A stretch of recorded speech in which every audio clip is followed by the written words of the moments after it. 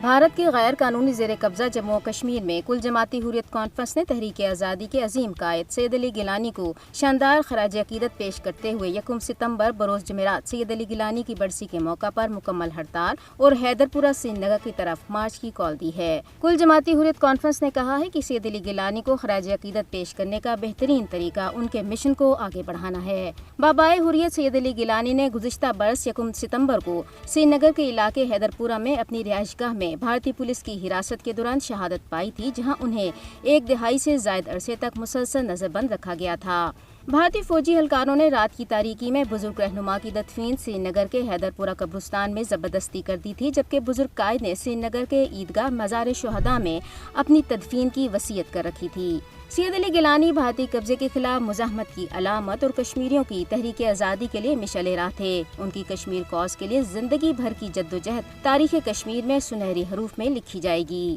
کل جماعتی حریت کانفرنس کے رہنما اور یونائیٹڈ پیس الائنس کے چیئرمین میر شاہد سلیم نے نئی دلی کے انڈیا انٹرنیشنل سینٹر میں مقبوضہ کشمیر سے متعلق منعقدہ گول میز کانفرنس سے خطاب کرتے ہوئے بھارت کی سول سوسائٹی پر زور دیا ہے کہ وہ مقبوضہ کشمیر کے لوگوں کے جمہوری اور انسانی حقوق کی بحالی کے لیے آواز بلند کریں۔ فضائی مودی کی قیادت میں بھارت میں مذہبی فرائض کی ادائیگی ایک جرم بن گیا ہے۔ بھارتی ریاست اتر پردیش میں پولیس نے 26 مسلمانوں کے خلاف مقامی حکام کی اجازت کے بغیر گھر میں باجماعت نماز ادا کرنے پر مقدمہ درج کر لیا۔ بھارتی پنجاب میں سکھوں کے لیے علیحدہ وطن خالصتان ریفرنڈم اب کینیڈا کی سیاست میں ہلچل مچانے جا رہا ہے، جہاں بین الاقوامی ایڈوکیسی گروپ 6 فار جسٹس کے زیر اہتمام 18 ستمبر کو ریفرنڈم کا انعقاد کیا جائے گا۔ بھارت مذکورہ ریفرنڈم سے سخت بھوکلاہٹ کا شکار ہے۔ واضح رہے کہ گزشتہ برس 31 اکتوبر کو لندن سے شروع ہونے والے خالصتان ریفرنڈم کے سلسلے میں اب تک برطانیہ، سوئٹزرلینڈ اور اٹلی کے کئی قصبوں میں ووٹنگ ہو چکی ہے اور تقریباً 4 لاکھ سے زائد سکھوں نے خالصتان کے حق میں اپنا ووٹ ڈالا ہے۔